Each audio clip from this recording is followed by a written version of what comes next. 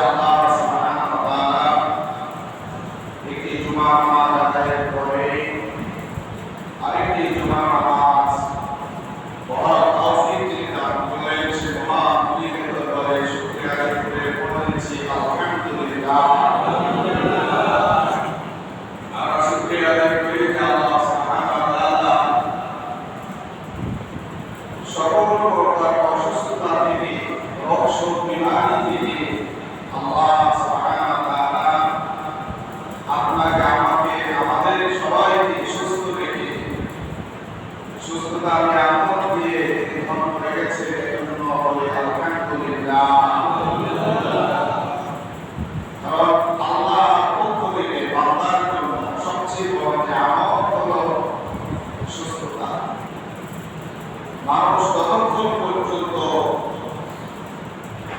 সুস্থতার নিয়ামত বুঝে না যতক্ষণ না সে অসুস্থ হয়। কথা বলে ঠিক একটু মাথা ধরলে পরে ঠান্ডা জ্বর সামান্য কিছু অসুস্থতা শরীরে হলে বোঝা যায় যে শরীরে কি করতে যাচ্ছে। কথা বলে ঠিক আর বড় ধরনের কোনো রোগ হলে তো তখন দুনিয়ার এই মায়া মনে হয় চলে যাচ্ছে। সুস্থতা থাকতে অসুস্থতার যে ভয়াবহতাকে স্মরণ করে সুস্থতার নিয়ামতের শক্তি আদায় করা দরকার। বেশি না কম বলে আলহামদুলিল্লাহ। লক্ষ্য করে দুর্বল সালাম ওই নবীর প্রতি যে নবী আলাইহিস সালাতু ওয়াস সালাম গোটা ৬৩টি বছর জিন্দেগিতে যে আদর্শ অনুপম আদর্শ রেখে গেছে, যে আদর্শ পৃথিবীতে আল্লাহ তাআলা কাউকে দেন এমন একটি চরিত্রবান মহান চরিত্রের অধিকারী যে নবীকে আল্লাহ তাআলা দান করেছে, সেই নবীর প্রতি আমরা দূর করে রেখেছি সাল্লাল্লাহু আলাইহি ওয়াসাল্লাম। আমার আমি আপনাদের সামনে কোরআনে কারিমে একটি আয়াত কারিমা তেলাওয়াত করেছি। এটা 25 নম্বর পারা 24 নম্বর পারা সূরা হামিম সিজদা। সূরা হামিম সাজদা আসজদা। একটা হলো হামিম আর একটা হলো সাজদা। এই সূরাটি দুটি নামে অভিহিত করা হয়েছে। আপনারা জানেন অবশ্যই কোরআনে কারিমের ভিতরে 114টি সূরা আছে।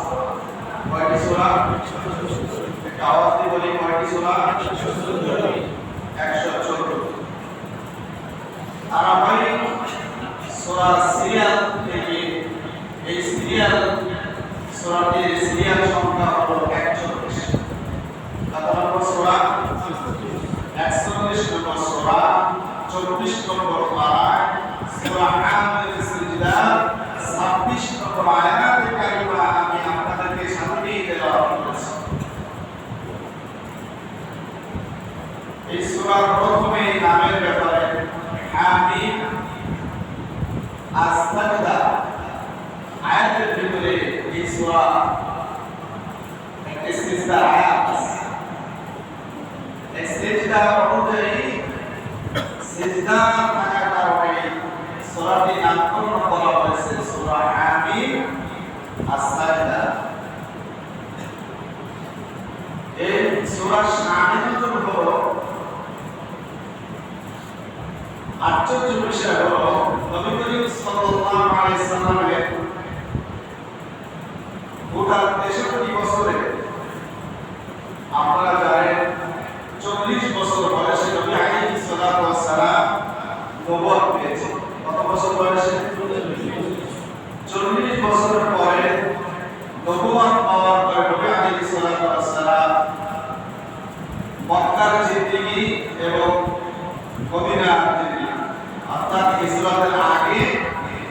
হিজরতের পর। হিজরতের আগে বিশ্বনবী সাল্লাল্লাহু আলাইহি ওয়াসাল্লাম 13টি বছর মক্কার জিন্দেগি দাওয়াতি কাজ পরিচালনা করেছেন। কত বছর? দাওয়াতি বলে কত বছর? আর হিজরতের পরে মদিনায় গিয়া 10 বছর। কত বছর? সুন্দর করে বসে। তাহলে 13 আর 10 কত? 23। আর নবুয়ত প্রাপ্তির আগে 40। এই মিলায়ে 63 বছর নবী আলাইহিস সালাতু ওয়াস সালাম দুনিয়ার জীবনে ছিলেন। আশ্চর্য বিষয় হলো নবুয়ত পাওয়ার পর, কোরআন নাযিল হওয়ার পরে বিশ্বনবী সাল্লাল্লাহু আলাইহি সাল্লাম যে সমাজের ভিতরে বাল্যকাল থেকে শিশুকাল থেকে বাল্যকাল, যৌবনকাল পাড়ি দিয়ে যৌবনের এক পর্যায়ে শেষের দিকে 40 বছরের মানুষের 25 থেকে 35 বছর পর্যন্ত মানুষকে যৌবনকাল বলা হয়। তাহলে এই 40টা বছর যেখানে জন্মগ্রহণ করলে এই মানুষরা তাকে আলামিন নামে উপাধি দেবে। মহান চরিত্রের একজন মানুষ, মুহাম্মদ সাল্লাল্লাহু আলাইহি সাল্লামের মতো এক উত্তম চরিত্রের মানুষ আমাদের আর আমাদের এই মক্কা নগরীতে একজনও নাই। সুবহানাল্লাহ। এই কথা কারা বলতেন? কুরাইশ বংশের যারা লিডার কাফের, মক্কার যারা কাফের ছিলেন তারা। কারণ আপনারা জানেন ঈসা আলাইহিস সালাতু ওয়াস সালাম দুনিয়া থেকে যাওয়ার পরে বিশ্ব নবী সাল্লাল্লাহু আলাইহি সাল্লাম দুনিয়া আগমনের আগে প্রায় 500 বছর একটা গ্যাপ পড়ে গেছে। নবী আলাইহিস সালাতু ওয়াস সালামের আসার যে ধারাবাহিকতা লম্বা একটা গ্যাপ পড়ে গিয়েছিল মাঝখানে। এর ভিতরে মানুষ মহান মালিককে ভুলে, আল্লাহ সুবহানাহু ওয়া তাআলাকে ভুলে বহু খোদায় তারা বিশ্বাস করে নাউযুবিল্লাহ। এক পর্যায়ে আল্লাহর সাথে তারা শিরক করা শুরু করল। আল্লাহ একজন আছে অকট্টভাবে তারা বিশ্বাস করে। এমনকি কাবার রবকে তারা কসম খায়। কাবার যে একজন মালিক আছে, রব আছে, আল্লাহ আছে, এটা দিয়ে তারা কসম খায় যে ওই কাবার রবের কসম। এই আবার রবকেও তারা মানে, অন্যদিকে তারা আবার কি করে? শিরকে লিপ্ত হয়ে যায়। এক এক প্রয়োজনে এক এক খোদার কাছে গিয়ে তারা ইবাদত উপাসনা। ঠিক এমন একটি সমাজে মানুষ শিরককে ইবাদত মনে করে শিরক করতে থাকে। যেমন আমাদের দেশেও আছে অনেক পীরের মাজার আছে, যেখানে অবাধে শিরক করতেছে মানুষ। আছে না তাই? আচ্ছা, এরা কি শিরক জায়গা করতেছে? এরা শয়তানের ধোঁকায় পড়ে এমন ভাবে নিমজ্জিত হয়েছে, এটাকে তারা ইবাদত মনে করে শিরক করা শুরু করেছে। তাদের কাছে আপনি শিরকের বয়ান দিবেন, উল্টা ফতোয়া দিয়ে আপনারা কাফের একটা দিয়ে বিভিন্ন অপবাদ কথা বলেন। এই ধরনের শিরকের ভিতরে তদানীন্তন আমলে জাহিলিয়াতের যুগ মানুষ ইবাদত মনে করে শিরকে লিপ্ত হলো। আর ইবাদত যে যেটার ভিতরে অভ্যস্ত হয়ে যায়, তার থেকে ব্যতিক্রম যদি কিছু হয়, সেটা যদি সঠিক হয়, মানুষের জন্য মানা খুব কষ্টকর হয়ে যায়। একটা উদাহরণ দেই, আমাদের সমাজে আমরা এক নিয়মে আমরা ইসলাম ধর্ম পালন করি, কি করি না? হঠাৎ করে ইমাম সাহেব আজকে যদি সহিহ বুখারী কোরআন হাদিসের ব্যাখ্যা দলিল দিয়ে বোঝান যে এইটা হলো সঠিক নিয়ম, এরপরও যে এই 40-50 বছর যে আমল আপনি করে আসতেছেন একাধারে সঠিক তথ্য সঠিক দলিল প্রমাণ পাওয়ার পরেও সেটা মেনে নেওয়া আপনার জন্য কষ্ট হবে। কথা বলেন, আপনি ইমাম সাহেব খতিব সাহেব একবার কোরআন হাদিসের দলিল দিয়ে একবার অকাট্য প্রমাণ দিয়ে আপনার সামনে উপস্থাপন করছেন, কিন্তু ওই যে দিন ধরে আপনি আপনার উপরে আমল করে আসছেন সেটা ঠিক না, এটা মেনে নেওয়া আপনার কষ্ট হবে। বিশ্বনবী সাল্লাল্লাহু আলাইহি ওয়াসাল্লাম অসংখ্য সমাজের ভিতরে বেড়ে উঠলেন, কিন্তু তাদের কোন আদর্শ গ্রহণ করলেন না। কোরআন নাযিল হওয়ার পরে বিশ্বনবী সাল্লাল্লাহু আলাইহি ওয়াসাল্লাম দাওয়াতি কাজ যখন শুরু করলেন, লা ইলাহা ইল্লাল্লাহ, ইয়া আল্লাহর ইবাদত করো আর সব ছেড়ে দাও। আমাদের সৃষ্টি করেছেন কে? আল্লাহ। আমাদের রিজিকের মালিক কে? আল্লাহ। হায়াতের মালিক কে? আল্লাহ। মৌতের মালিক কে? আল্লাহ। জমিন কার? আল্লাহ। আইন চলবে কার? আল্লাহ।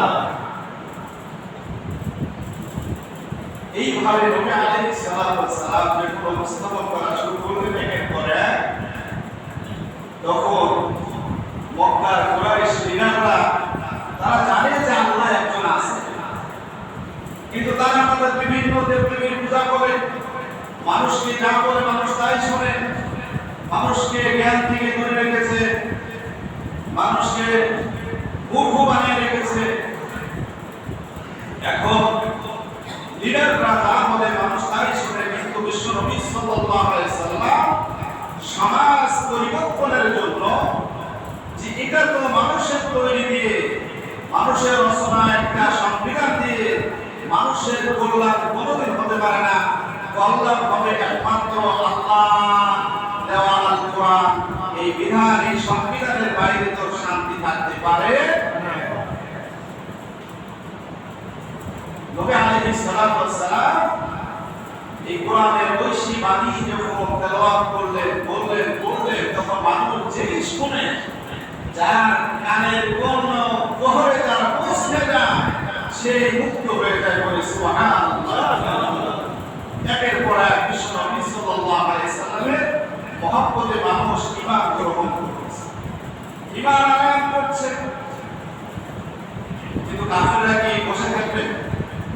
তারা দীর্ঘদিন ধরে শিরকে লিপ্ত বাপ-দাদা ধর্মমালা পালন করে আসতেছে, যুগের পর যুগ ধরে, বছরের পর বছর ধরে। হঠাৎ করে একজন নবী আলাইহিস সালাতু ওয়াস সালাম তাদের সাথে যে মিশেছিলেন, তাদের সমাজেই বড় হলেন, সে আল্লাহর নবী বলে দাবি করছেন, এমনকি তাদের সংবিধান বাতিল করে নতুন সমাজ সংস্কারে তিনি হাত দিয়েছেন। এটা কাফের মুশরিকরা সহ্য করা তাদের পক্ষে সম্ভব ছিল না, কিন্তু তারা জানতো যে এটা ঠিক। তারা জানতো যে মুহাম্মদ আব্দুল্লাহ কুরআন মুহাম্মদ সাল্লাল্লাহু আলাইহি সাল্লাম যা বলছেন সেটা অবশ্যই ঠিক, এটা তার বানানো কথা, যা বলছে আল্লাহর পক্ষ থেকে সত্য কথা বলছে। সব জানার পরে ওই যে একটু আগে বললাম, দীর্ঘদিন ধরে বাপ-দাদারা ধর্ম লালন করেছে, এখন হঠাৎ করে মুহাম্মদ সাল্লাল্লাহু আলাইহি সাল্লাম বলছেন আর মেনে নেওয়া তাদের জন্য এটা কষ্টকর হয়ে যাচ্ছে। তারা নিষিদ্ধ করা শুরু করল। মক্কার 13টি বছর নবী আলাইহিস সালাতু ওয়াস সালাম 13 বছর ছিলেন। এই 13 বছর আবার 4টি ভাগে বিভক্ত হয়েছে। কয় ভাগে? আওয়াজ দিয়ে বলেন, কয় ভাগে? 4 ভাগে। এর ভিতরে এক নম্বর হলো প্রথম 3 বছর। 4 ভাগটা দেখে ভাগ করেন, প্রথম 3, তারপরে 2, তারপরে 5, পরে আবার 3। দাওয়াতি মিশনগুলো কিভাবে ভাগ হয়েছে দেখেন। প্রথম 3 বছর বিশ্বনবী সাল্লাল্লাহু আলাইহি সাল্লাম খুব গোপনে দাওয়াতি কাজ শুরু করলেন। কি করলেন? গোপনে দাওয়াতি কাজ শুরু করলেন। ঘরের ভিতরে যেখানে মানুষজন দেখতে পায় না, কাফেরদের চোখের আড়ালে, কারণ যেখানে দেখতে পায় সেখানে নির্যাতন শুরু হয়ে যায়। মুহাম্মদ সাল্লাল্লাহু আলাইহি ওয়াসাল্লাম কোরআনের এই মিশন, কোরআনের দাওয়াত কিভাবে স্তব্ধ করে দেওয়া যায়, কোরআন কাফেররা পায়তারা শুরু করেছে। এরপরে পরের 2 বছর যখন সাহাবীরা এক এক করে ইসলাম ধর্ম গ্রহণ করলেন, ওমর রাদিয়াল্লাহু তাআলা ইসলাম ধর্ম গ্রহণ করলেন, তখন আর গোপনে দাওয়াত না, প্রকাশ্যে চলে আসেন দাওয়াত কাজ। প্রকাশ্যে যখন তারা থামাইতে পারল না, তারা ডিক্লার দিয়ে দিল, ঘোষণা করলো তাকে কিভাবে বশ করা যায়, কিভাবে আয়ত্তে আনা যায়, কি চাই সে তো আমাদের কোনো কথা শুনতেছে না, তার মিশন সে বাস্তবায়ন করার জন্য এগিয়ে যাচ্ছে। মসজিদের ভিতরে কাফের কুরাইশরা এক সাইডে লিডাররা বসা, অন্য সাইডে নবী আলাইহিস সালাতু ওয়াস সালাম বসে কোরআন কারীম তেলাওয়াত করছেন। এই কুরাইশদের ভিতরে একজন লিডার সবার পরামর্শ অনুযায়ী বলল যে ঠিক আছে, আমি দেখি মুহাম্মদ আব্দুল্লাহ মুহাম্মদের কাছে গিয়ে কিছু প্রস্তাব দেই, দেখি সে আমাদের এই প্রস্তাবে রাজি হয় না। আমার ভাইরা অত্যন্ত মনোযোগ দিয়ে শুনে আজকের এমন একটি ঘটনা, সেই জাহিলিয়াতকে আজও আমাদের সমাজে মাথা ছাড়া দিয়ে ওঠার চেষ্টা শুরু হয়েছে। আমি দেখিয়ে দিচ্ছি কিভাবে। লিডার একজন আসলেন, মুহাম্মদ সাল্লাল্লাহু আলাইহি ওয়াসাল্লাম, কুরাইশ লিডারদের পক্ষ থেকে আমি তোমার কাছে কয়েকটি প্রস্তাব নিয়ে এসেছি, এই প্রস্তাবগুলো যদি তোমার ভালো লাগে তুমি গ্রহণ করো। এই প্রস্তাব এক এক করে তাফসীরের ভিতরে আছে 5 থেকে 7টি প্রস্তাব দেওয়া। তোমার এই দাওয়াতি কাজ তুমি বন্ধ করো, বিনিময়ে তুমি কি চাও? বিনিময়ে তুমি কি চাও? মক্কার বাগবাক্য চাও? নেতা হতে চাও? তোমার আমরা সবাই নেতা বানিয়ে দেব, বিচার ফয়সালা তুমি করো, বাগবাক তুমি থাকবে, তারপর তুমি তোমার মিশন বন্ধ করো। কি চাও? সম্পদ চাও? মক্কার ভিতরে যত ধনাঢ্য ব্যক্তি আছে সবচেয়ে বড় ধনী তুমি থাকবে, তুমি শুধু মুখে বলো, তারপরে দাওয়াতি কাজ বন্ধ করো, কোরআনের মিশন বন্ধ করো, কোরআনের সমাজ নিয়ে তোমার মাথায় তুমি নির্মাণ সমাজ নির্মাণের কাজ চলছে সেটা তুমি বন্ধ করে দাও। এইভাবে এক এক করতে করতে আপনারা জানেন প্রস্তাবগুলো নবী আলাইহিস সালাতু ওয়াস সালাম সব শুনলেন। এরপরে বললেন, চাচা আপনি যে কথাগুলো বললেন আমি খুব মনোযোগ দিয়ে শুনেছি, এবার আপনি আমার কথাগুলো শোনার জন্য প্রস্তুত হয়ে যান। এরপরে তিনি নবী আলাইহিস সালাতু ওয়াস সালাম সূরা আমিন সিজদা তেলাওয়াত করলেন। কোন সূরা? সূরা আমিন সিজদা তেলাওয়াত করে সিজদা আয়াত পর্যন্ত, অর্থাৎ 38 নম্বর আয়াতে যখন নবী আলাইহিস সালাতু ওয়াস সালামের এই সূরা সিজদার আয়াত পড়লেন, তখন নবীজি সিজদাতে, আপনারা জানেন কোরআনে কারীমের তেলাওয়াত যখন শুরু হয়, এই তেলাওয়াতের মাঝে যদি কোনো সিজদার আয়াত পড়ে সাথে সাথে সিজদা দিতে হয়। একটা সিজদা দিয়ে নবী আলাইহিস সালাতু ওয়াস সালাম মাথা তুলে বললেন, চাচা আপনি শুনেছেন আয়াতে কারিমা এই সিজদার আয়াত পর্যন্ত পড়ে আপনি কি শুনেছেন? শুনে থাকলে আপনি যান। আমার মনে হয় আমার সব আপনার সব প্রশ্নের উত্তর জবাব আপনি পেয়ে গেছেন। যে নেতা এসেছিলেন মুখটা মলিন করে আবার নেতাদের কুরাইশ নেতাদের কাছে যাওয়ার পরে কুরাইশ নেতারা বললেন যে হাসুজ্জ্বল চেহারা নিয়ে তুমি মুহাম্মদ আব্দুল্লাহ গোলাম মোহাম্মদের কাছে গিয়েছিলে, এখন তো তা তোমার চেহারার ভিতরে আসে না। ঘটনা তো মনে হয় উল্টা হয়ে গেছে। ঘটনা উল্টা হয়ে গেছে। আল্লাহ রাব্বুল আলামিন কোরআনে কারীমের ভিতরে সুস্পষ্ট ভাবে বলে দিয়েছেন, ওয়াকালাল্লাযীনা কাফারু লা তাসমাউ লিহাযাল কুরআনি ওয়ালগাউ ফীহি লাআল্লাকুম তাগলিবুন। নবী আলাইহিস সালাতু ওয়াস সালাম কোরআনের কথা যখন বলতেন, কাফেররা বলতো মুহাম্মাদের কোরআন পড়তে দেওয়া যাবে না, কোরআনের দার্স দিতে দেওয়া যাবে না। কোরআন যেখানে পড়বে সেখানে হট্টগোল শুরু করে দিবেন। কোরআনের কথা দিলে হবে তালি বাজাবে, হট্টগোল লাগিয়ে দিবে। কোরআনের কথা যেন মানুষের কানের ভিতরে তারা মুহাম্মদ পৌঁছাতে না পারে, এজন্য তারা সংঘবদ্ধ প্রচেষ্টা চালিয়েছিল। তারা মনে করেছিল এটাই হবে আমাদের বিজয়, এটাই হবে আমাদের বিজয়। কোরআনের কারীম যারাই শুনে তাদের মন তো নরম করে দেন কে? আওয়াজ দিয়ে বলেন, কে নরম করে দেয়? ইন্নামাল মুমিনুনা আল্লাযীনা ইযা যুকিরাল্লাহু ওয়াজিলাত কুলুবুহুম ওয়া ইযা তুলিয়াত আলাইহিম আয়াতুহু যাদাতুহুম ঈমান। মুমিনদের সামনে যখন কোরআনের আয়াতগুলো তেলাওয়াত করা হয়, আল্লাহ রাব্বুল আলামিন বলেন, আয়াতুহু যাদাতুহুম ঈমান।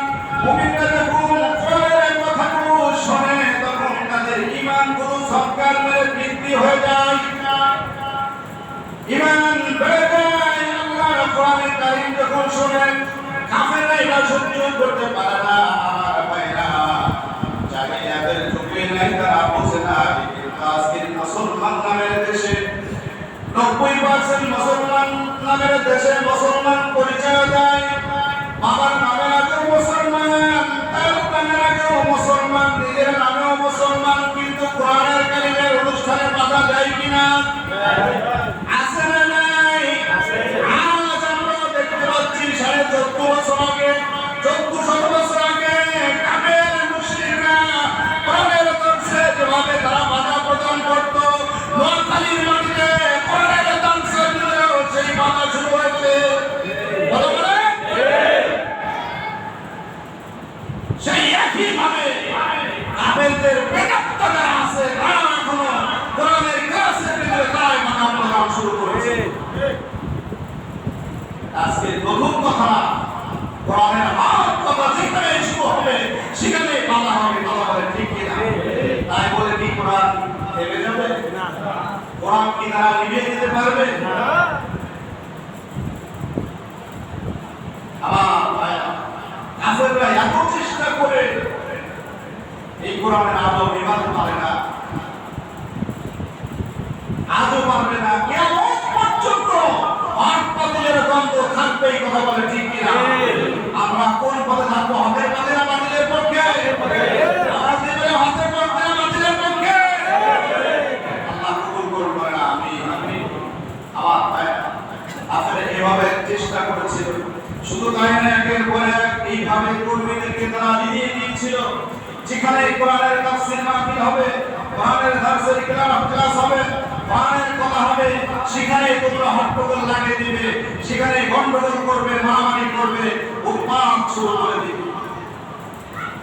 এরপরে আল্লাহ রাব্বুল আলামিন কিয়ামতের ময়দানে যখন ওই সকল মানুষদেরকে জাহান্নামের জন্য নির্ধারণ করবেন, আযাবের ভিতরে গ্রেফতার করবেন, ওই মানুষগুলো আল্লাহকে ডাকতে বলবেন, ওয়াকালাল্লাযীনা কাফারু রাব্বানা আরিনাল্লাযীনি আযাল্লানা মিনাল জিন্নি ওয়াল ইনস নাজআলহুমা তাহতা aqdamina লিয়াকুনা মিনাল আসফালিন।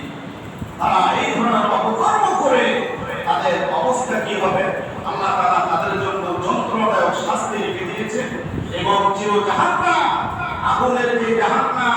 তার ব্যবস্থা যখন আল্লাহ করেছেন তারা চিরস্থায়ীভাবে সেখানে বসবাস করবে, তখন ওই কর্মীরা ওই কাফেররা তারা বলবে আল্লাহ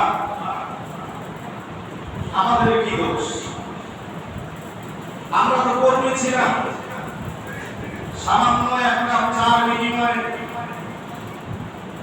2 কেজি গরুর গোশতের বিনিময়ে 500 টাকা একটা নোটের বিনিময়ে আমরা তো তাদের কথা শুনেছি। তারা তো আমাদেরকে কোনোদিন আমাদের দাওয়াত দেয় নাই, তারা তো আমাদের কোনোদিন বলে নাই যে সৎ কাজ করার জন্য। তারা আমাদের বলেছিল এই ইসলাম থেকে চাঁদাবাজি করতে হবে, অমুকের জমি দখল করতে হবে, কোরআনের তাফসীর মাহফিলে দাওয়া দিতে হবে। ওই আমাদের তো কোনোদিন ভালো কথা করে নাই। আল্লাহ হে আমাদের রব, রব্বানা ইন্নাল্লাযীনা আযাল্লানা, আপনি ওই সকল কাফেরদেরকে আজকে আমাদের সামনে এনে দিন, আমরা তাদের আমাদের পায়ের তলে পিষতে পিষতে তারপরে আমরা জাহান্নামে বয়ে রাখব। ওই ডাকাতের ক্যান্ডিডেট যে ডাকাতের আমাদেরকে হুকুম করে আমাদেরকে কাজে লাগিয়েছে। আমার যুবক ভাইরা, সময় এসেছে পরিবর্তন, সময় এসেছে পরিবর্তনের। আল্লাহ সুযোগ করে দিয়েছেন, যদি এই সময় সুযোগের সৎ ব্যবহার মুসলমানরা কোরআনের সংবিধানে বাস্তবায়ন না করতে পারে, এর পরিণতি আমার ভয়াবহ হবে। আমরা আমার দেখতে পাচ্ছি এক জালেম সরকার পালাতে বাধ্য হয়েছে, নির্যাতনের উপরে নির্যাতন করে দেশের মানুষকে অশান্তির ভিতরে দুর্নীতি লুটপাট করে। আবার যদি কেউ এই ধরনের চিন্তা করে তাহলে আমরা আমার গতির ভিতরে নিমজ্জিত হব। কথা বলে ঠিক? সুতরাং ওই সময় আসার আগে, আবার 300 আসন পার্লামেন্টের সদস্য বসার আগে আমাদেরকে চিন্তা করতে হবে আমরা কি করতে যাচ্ছি। আপনি আমার একটা দল আমাকে দেখে যে দলের ভিতরে শতভাগ কর্মী নেতা নামাজ, আমি সেই দল করব। দেখা আপনার দলের ভিতরে যদি শতভাগ নামাজি কর্মী না থাকে, নেতারা থাকে, আপনার ওই দল করেন, আমি সাপোর্ট দিই। আপনার ওই দল যদি চিন্তা করে কোরআন হাদিস অনুযায়ী সংসদে আইন পাস হবে, কোরআন হাদিস অনুযায়ী দেশের রাষ্ট্র পরিচালনা হবে, আমি ওই দল গ্রহণ করব। বলেন, আপনি মুখে হাত দিয়ে বলেন আপনার দলের কর্মীরা শতভাগ মাদক দ্রব্য থেকে দূরে আছে, নেশা থেকে দূরে আছে। আমরা যত রাজনৈতিক দলের কথা বলি না কেন, কোরআন হাদিসের কথা বলি না কেন, আমরা চাই এই দেশে শান্তি, শৃঙ্খলা, সম্প্রীতি। কথা বলেন ঠিক? আমরা চাই এই দেশে অশান্তিতে বসবাস করুন, এই দেশের সম্পদ একজন লুটপাট করে গ্রহণ করুন। আমরা চাই এই দেশের মানুষ শান্তিতে বসবাস করুন। কথা বলেন ঠিক কি না? সুতরাং আমাদেরকে বিশ্ব নবী সাল্লাল্লাহু আলাইহি ওয়াসাল্লামের এই আদর্শ গ্রহণ করে ইহকালে শান্তি, পরকালে মুক্তির যে পথ তিনি আমাদেরকে দেখিয়ে গেছেন, সেই আদর্শ আমাদেরকে ধারণ করা দরকার। আছে না নাই? আওয়াজ করে আছে না নাই? আল্লাহ যেন কবুল করেন, বলেন আমিন।